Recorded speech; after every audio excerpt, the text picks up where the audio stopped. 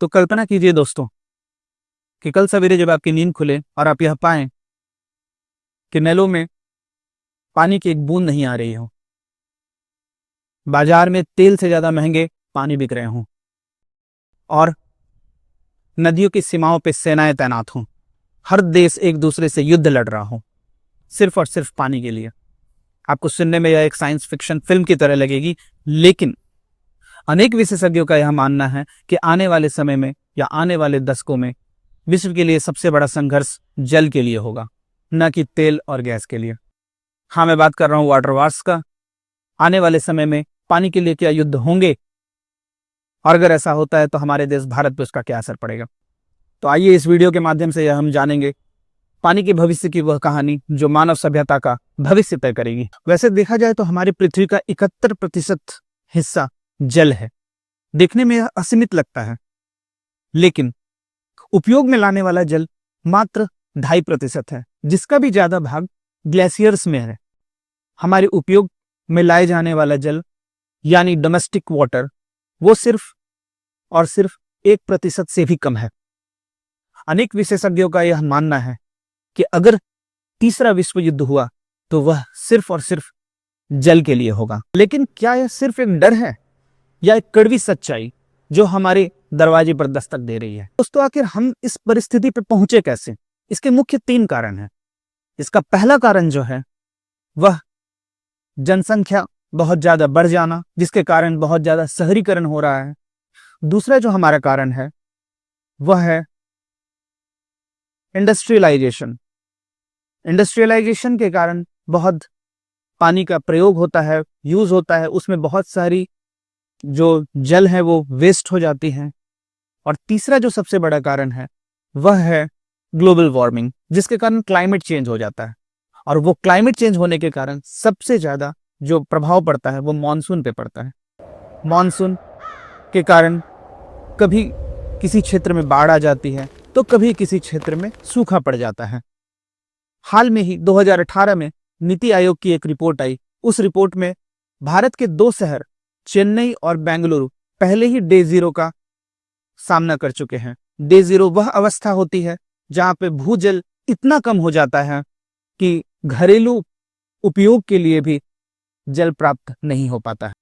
तो अगर विश्व की बात की जाए तो साउथ अफ्रीका के केप टाउन और साओ paulo ऐसे 2 शहर थे जो 2018-19 वर्ष के दौरान डे जीरो का सामना कर चुके हैं।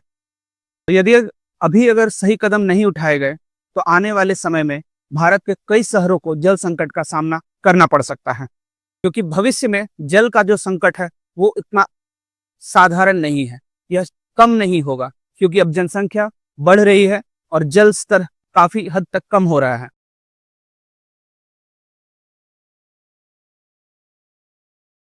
पानी को लेकर के जो संघर्ष चल रहा है वो कोई अभी नई बात नहीं है। प्राचीन काल में भी सभ्यताएं नदियों के किनारे बसी हैं और जिनका पानी पे कंट्रोल होता था उन्हीं को शक्ति का प्रतीक माना जाता था। पुराने समय से ही मिडिल ईस्ट में और अफ्रीका में हमेशा वाटर को लेकर के आपसी तनाव, उनके अपने देशों में तनाव बना रहा है। जल को लेकर के अनेक विवाद हुए हैं। तो क्या यह स्थिति अभी सुधर पाएगी या इसका और आगे समय तक सामना करना पड़ेगा? क्या समझते हैं कि नदियों को लेकर के आखिर विवाद होता ही क्यों है? इसको समझना बहुत ही सिंपल है। देखिए, नदी जब ऊपरी तरफ बहती है यानी अप स्ट्रीम की तरफ बहती है और फिर वो डाउन स्ट्रीम की तरफ होकर के आती है, तो बेसिक ये है कि जो भी जगह नदी के अप स्ट्रीम में बह रहे हैं वहां पे डैम बना लिए जाते हैं, कोई हाइड्रो इलेक्ट्रिक प्रोजेक्ट के लिए या अन्य कोई कृषि के लिए वो वहां पर डैम बना देते हैं। तो डैम बनने से क्या होता है, जो डाउन स्ट्रीम की तरफ जितने भी शहर हैं, गांव हैं, कोई देश है, तो उनको पर्याप्त मात्रा में पानी नहीं मिल पाता है और यही असली विवाद का कारण होता है। तो आइए इन विवादों को कुछ उदाहरण से समझते हैं। पहला है नील नदी का विवाद। अभी नील नदी को मिस्र का वरदान कहा जाता है, लेकिन इथियोपिया ने, चूंकि उसका जो पोजीशन है वो अप स्ट्रीम की तरफ है, उसने बहुत सारे बांध बना दिए हैं, जिसमें एक फेमस जो है ग्रैंड इथियोपियन रेनेसा डैम, वो डैम इथियोपिया ने नील नदी पर बना दिया है। और जब नील नदी डाउन स्ट्रीम की तरफ बहती है यानी इजिप्ट से होकर के बहती है, तो बहुत सारे लोगों को वहां पर जो कि कृषि पे बसे हुए हैं, उनको बहुत सारा परेशानी होता है। उनको यहाँ तक कि अपने घरेलू उपयोग के लिए भी पानी कभी कम मात्रा में मिल पाता है, जिसके कारण उनको उन लोगों के बीच में हमेशा, उन दो देशों के बीच में हमेशा विवाद चलते रहता है और आंतरिक तनाव बना रहता है। अब हम दूसरा उदाहरण समझते हैं। जो दूसरा उदाहरण है वह ब्रह्मपुत्र नदी का है। अभी देखिए, ब्रह्मपुत्र जो तिब्बत से निकलती है, और तिब्बत जिसको एशिया का वॉच टावर भी कहा जाता है, तिब्बत हम लोग जानते हैं कि वो चाइना के कंट्रोल में है, और चाइना ने ब्रह्मपुत्र नदी पे बहुत सारे बांध बना दिए हैं, जिसके कारण वो अपना हाइड्रो इलेक्ट्रिक प्रोजेक्ट चला सके। जिसके कारण जब ब्रह्मपुत्र नदी भारत में अरुणाचल प्रदेश से होकर के गुजरती है, तो वह इंडिया के कुछ राज्यों में, यानी अरुणाचल प्रदेश, असम, इस तरह के राज्यों से होकर के गुजरती है, और फिर वो बांग्लादेश में जाकर के गंगा से मिल करके अंत में बे ऑफ बंगाल में चली जाती है। तो ये पूरे फ्लो में जो चाइना है वो अप स्ट्रीम पे बैठा हुआ है, और भारत और बांग्लादेश ये डाउन स्ट्रीम की तरफ नदियां बह रही हैं।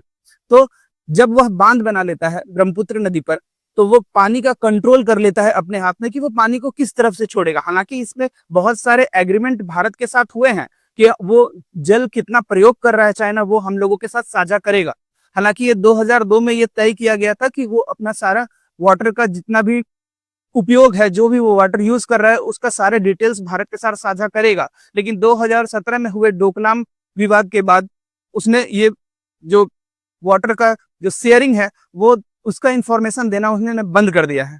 तो अभी क्या होता है कि जब वहां से पानी रोक दिया जाता है, यानी चाइना के द्वारा जब ब्रह्मपुत्र नदी का पानी रोक दिया जाता है, और जब वह पानी नीचे डाउन स्ट्रीम की तरफ फ्लो करके इंडिया और बांग्लादेश में गिरता है, तो उस समय क्या होता है कि भारत में और बांग्लादेश में बहुत सारे लोगों को जो कृषि पे आश्रित हैं, उनको पानी नहीं मिल पाता है, जिसके कारण कभी सूखा पड़ जाता है, तो कभी फसलें उजड़ जाती हैं। तो इनके कारण भी इन लोग सभी देशों में विवाद चल रहा है। अब हम तीसरा उदाहरण से समझेंगे। हम लोग सब जानते हैं सिंधु नदी का विवाद, यानी जो हमारा इंडस नदी है, उसमें यह विवाद है कि यह भारत और पाकिस्तान के बीच में जो समझौता है, इंडस ट्रीटी 1960 में जो साइन हुई थी, उसके तहत यह था कि भारत जो है वो कृषि के लिए या अन्य सुविधाओं के लिए सिंधु नदी का जल पाकिस्तान को देगा। लेकिन आज भी यह देखा जा रहा है कि सिंधु नदी को किस तरह से एक राजनीतिक हथियार की तरह प्रयोग किया जा रहा है। चलिए एक और उदाहरण से समझते हैं। मिडिल ईस्ट में बहने वाली दजला और फरात नदी, यानी टिग्रिस एंड यूफ्रेटस, ये जब मिडिल ईस्ट से होकर के बहती हैं, तो इसमें टर्की जो कि अप स्ट्रीम पे बना हुआ है, उसने बहुत सारे बांध बना लिए हैं, और वह क्या करता है कि पानी को कंट्रोल कर लेता है, कम पानी छोड़ता है, जिसके कारण डाउन स्ट्रीम में पड़ने वाले जो देश हैं, यानी इराक और सीरिया जैसे देश, ये पानी की बहुत स्कार्सिटी का इनको सामना करना पड़ता है, जिसके कारण इन सभी देशों के बीच में आंतरिक तनाव बहुत पहले से बना हुआ है। कभी कच्चे तेल को ब्लैक गोल्ड कहा गया, उनपे पूरी तरह से कंट्रोल के लिए बहुत सारे युद्ध लड़े गए, वैसे ही आजकल पानी को ब्लू गोल्ड कहा जा रहा है। बड़ी बड़ी मल्टीनेशनल कंपनियां जल के स्रोतों को खरीद रही हैं। आश्चर्य करने की यह बात होगी कि आने वाले समय में पानी भी स्टॉक मार्केट पे लिस्टेड होगा, उसकी भी भाव सोना और चांदी की तरह तय की जाएगी, और आने वाले समय में जल जो कि मात्र एक जीवन का आधार है, वह सिर्फ अमीरों की जागीर बनी जाएगी।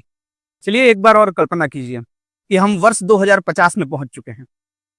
पानी जो है वो राशन कार्ड से दिया जा रहा है, प्रत्येक परिवार के लिए सीमित ही जल दिया जा रहा है, किसानों के सारे खेत सूख चुके हैं, सभी देश अपने जल स्रोतों के लिए सेनाएं तैनात कर रहा हो, पानी एक मुद्रा बन गई हो। क्या इस भविष्य को बदला जा सकता है? जवाब है हाँ। इजराइल जो कि एक मरुस्थलीय देश है, एक समय में यहाँ भी वाटर की स्कैर्सिटी, पानी की बहुत कमी होने लगी, तो इन लोगों ने बहुत तरह से रिसाइकलिंग का प्रोसेस अपनाया, और समुद्र से आने वाला जो जल, क्योंकि ये समुद्र से घिरा हुआ है, यहाँ पे समुद्र का बहुत सारा जल है, तो इन्होंने डिसैलिनेशन प्रोसेस से नमकीन पानी को मीठा बनाया और अपने उपयोग में लेकर के आए। भविष्य में वाटर स्कैर्सिटी ना हो या उसके कारण होने वाले बहुत सारे जो युद्ध न लड़े जाएं, इसके लिए हम लोगों को ड्रिप इरिगेशन या वाटर कंजर्वेशन का टेक्निक अपनाना पड़ेगा। कृषि और उद्योग में हो रहे पानी की बर्बादी को रोकना पड़ेगा। भविष्य में युद्ध पानी के लिए होंगे या नहीं होंगे, यह इस बात पर निर्भर नहीं करता कि हमारी प्रकृति के पास कितना पानी है, बल्कि इस बात पर निर्भर करता है कि हम लोगों में कितनी समझदारी है। क्योंकि आज जो एक बूंद भी यदि हम पानी बचाएंगे तो वो आने वाली नस्लों को एक युद्ध से बचाएगी। तो फैसला हमारा है कि हथियार उठाना है या जल बचाना है। आपको ये वीडियो पसंद आई हो तो वीडियो को लाइक करें, चैनल को सब्सक्राइब करें और कमेंट में जरूर बताएं क्या आने वाले भविष्य में वाटर वॉर्स यानी पानी के युद्ध हो सकते हैं। धन्यवाद।